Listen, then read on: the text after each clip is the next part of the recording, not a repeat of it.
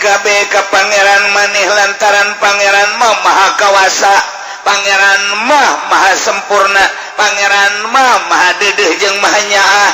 Jaka BG kapan menangin Gusti Allah sok penta pangeran maneh cuman make syarat mentana dua syaratna tadarru'an wa khufiyah. Mentana ka Gusti Allah teh penuh dengan DP-DP dan penuh dengan tadallul, ngarasa rendah diri. Gusti abdi nu mantak menta teh abdi teh butuh, nu mantak menta ka Gusti teh japan nu Gusti sadaya-daya. Abdi teh moal menta ka makhluk da makhluk mah rusak, da makhluk mah riweuh. Moal menta ka jin ka setan nya setan mah nu dibenduan ku Gusti. Moal menta ka hewan-hewan ja hewan ge sarua bae dadamelan Gusti. Mending ka Gusti penuh keyakinan bahwa Gusti sadaya daya anu ngadamel nu masihan nu nyabut lamut ya lima autait lamut ya lima mana tawala man ya lima naon eta kalinya tuh kan laman ya lima autait wala mut ya lima manata. Moal aya anu bisa nahan ketika Allah mere, moal bisa mere ketika ku Allah ditahan. Wah be, sa Indonesia dek mere ka urang, Allah nahan moal bisa. Geus disiapkeun jang urang ku presiden, Allah ngaulah teu bisa. Eueuh persiapan disasage, tapi Allah dek mere moal aya anu bisa ngahalangan. Lamu tia lima manata, wala man ya lima ataita. Penuh keyakinan Gusti. Abdi teh loba kabutuh, abdi teh ieu teh kitu manusia hamba Gusti nu hina Gusti maha uninga kana kelemahan abdi kahinaan abdi. Tadarru urang di harapan Allah. Ulah menta ku takabur. Lamun menta ku takabur, cek Allah teh menta ka aing takabur. Okos eta jelema menta ka urang tapi tulak cangkeng. Leutik mentana mah teu hayang aing. Okos urang liwat aya preman, leutik mentana mah ngan saukur rokok teu hayang aing di premanan ku sia, ajeun gelut aing. Kunaon eta? Tulak cangkeng mentana. Teu nyawa aing jagoan, eta aing. Kapanggih jeung jagoan deui ngadu sia jeung aing, goblok meureunana. Boga sabaraha sia penca jeung aing, dan beres ya. Padahal mah mentana ngan rokok doang, kulantaran di premanan takabur teu aya. Tapi aya jelema, Haji mah kasep. Wah, aing kasep. Heeh, pada jore. Emang aing mah kasep meh lahir geus kasep aing mah. Waduh. Di samping kasep Haji mah kadeleuna baraha. Sok aya naon bae sia mah. Asana jan manggih we kos Pak Haji mah model kos kitu. Geus we gitu. Urang dek kadinya nyanan dek kahana. Ke ku abi bang nyanakeun sendal. Teu kudu teu ieu dek kadi. Ka mana Pak Haji? Aya ngilu. Ke dipangnyodokkeun bae panyadokeun panjadakeun. Tawadu ngaran. Pak Haji, ieu motor saha? Motor Pak Haji. Yang kula banyak. Lah tuh ulah teh mah joreke bae dipangmelikeun mantap. Eta ku ngadengena ge geus ser angin segar datang. Padahal mah bener jangan teu mangmelikeun. Geus seger. Kudu eta tawadu. Ulah teh mah motor prima lama engke ku aing sia dibelikeun Mio. Bukan, Masya Allah. Beneran Pak Haji? Aing mah jatilok ngabong sakali aing mah.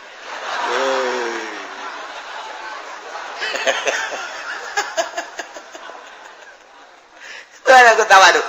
Tapi preman mah orang liwat disetau ku preman rokok. Batur sieun ka sia aing.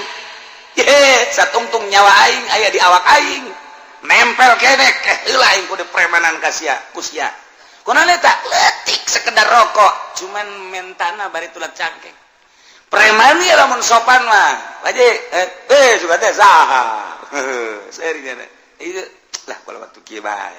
Sia keron di dieu. Lah tuh kula masa kieu ayana bae Pak Haji. Eta naon eta? Rokok. Ji bola oge sih. Emang saya ngarokok aya tah sopan masalah. Masalah sopan tah. Anak buah di sabaraha? Anak buah mah tuh loba di tugangan kula aya meureun 20 mah tah duitna tah ngeunaheun.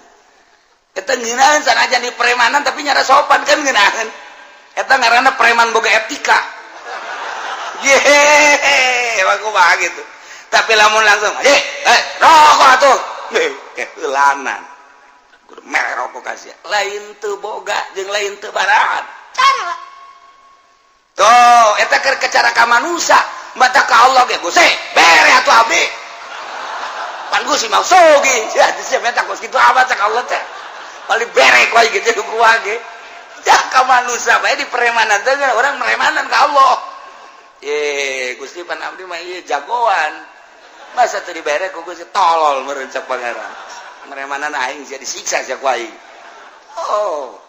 jadi kudu tabarruan kudu DP orang kagus ditambah wa khufiyatan ulah panjang-panjang jeung ulah gandeng-gandeng minta ka Gusti Allah mah ulah gandeng-gandeng Allahumma ya Allah sorangan maksudna di masjid ya Allah ya Allah ya Allah urzuqni ya Allah zaujatan jamilah ya Allah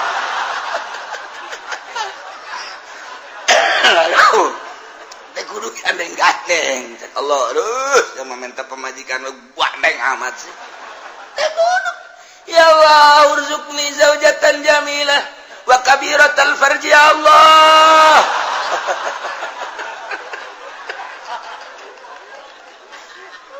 tah eta teh ulah kos kitu barang dibere mah ku Allah deui gede bobogaanan jangan doapan bener teh wah yang gede barang dibukakan bu beak tamual sih emang na apem siapa macam-macam baik tak diberi orang konsep ku Gusti Allah udah entah aku mana rabbakum pangeran mana aing ka Gusti Allah sebab sia nangieun aing langit nangieun aing bumi nangieun gunung nangieun aing laut nangieun aing wabeh hutan nangieun aing penta ka aing janu aing sia lagi kapan aing ngan sia ku aing dibere pemikiran aju loba kabutuh penta ka aing ngan cara mentana ulah jadi preman tadarru'au wa khufyah DPDP ai menta mah wa khufyatan jeung nyamar suarana urang ge sasamaran ka Gusti Allah nu mantap loba zaman Kangjeng Nabi Sulaiman kiai-kiai ngadoa lantaran eueuh cai teu diijabah belah ditu ulama ngadoa teu diijabah berikut Kangjeng Nabi Sulaiman teu diijabah aya naon Gusti nu sejen mah lantaran tararite ngadoana nu sejen gitu kene ai kaula lantaran berikut maneh nu milu aya jelema nu tara ngazakat mamala tapi balik bae balik maneh ke hamba aing aya anu keur ngadoa balik ke Kanjeng Nabi Sulaiman balik Kanjeng Nabi Sulaiman kadenge ku Kanjeng Nabi Sulaiman aya hamba apanya nama ngadenge hewan-hewan keur kieu bae ngalengis bang dia sireum jo sireum ieu keur ngadoa insyaallah cek Kanjeng Nabi Sulaiman sireum karena kula ngadoa ka Gusti ya supaya turun hujan. Coba ngadoa kakarak ngangkat leungeun doang. Kakarak Allahu ba ru'uk geus ngumpul kabeh. Sakangin Sulaiman pohara pati sireum. Pari sireum kakarak ya Allahumma.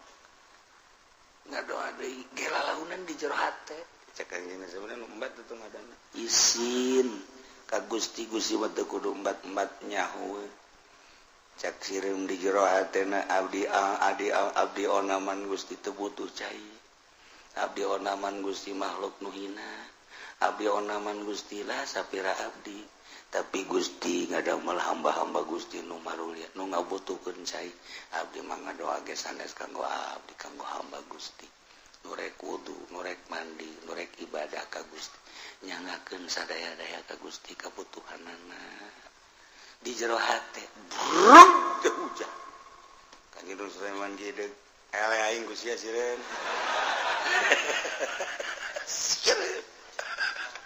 Masya Allah tuh ngadoana entah Allahumma kikieuan komo urang ngadoa dinu sugih abeh meureun urang pajar abuya panjang ngadoana ge jamual leungit ka kiaian sanajan pendek ge ngadoana ieu mah masyarakat geus kieu ngadoa pajar pendek panjang teuing kahandap leungit sampai pegel kahandap kadengena bangun deuk-ngeusan naik deui ka luhur masyarakat amin amin bangun deuk-ngeusan brek panjang keneh bae nya nanyieun ka babaturanna kicep silih kicepan turun deui ka handap teu datang ka kieu benges amin ge ditatarina amin datang amin datang ka usul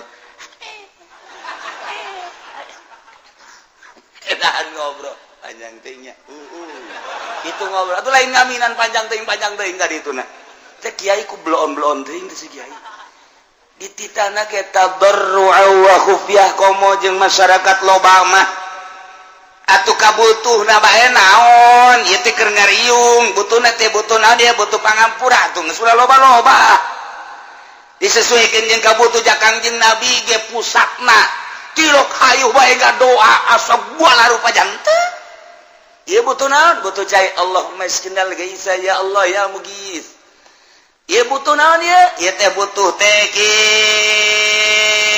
kitu supaya maju usaha didoakeun ku Kangjeng Nabi supaya sugih ya ghaniu agnihu ya Allah jadi sakadar kebutuhan ngadoa po ieu mah diborong kabeh hizib dibaca hizib dasar sakumaha deuk perang hizib ripai dibaca deh bau budak sakumaha jagoan lamun aya kiai nu kos kitu rantai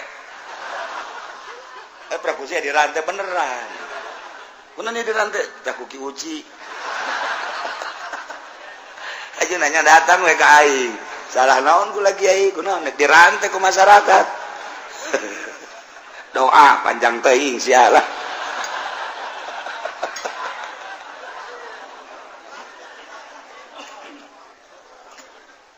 ulah panjang-panjang aduh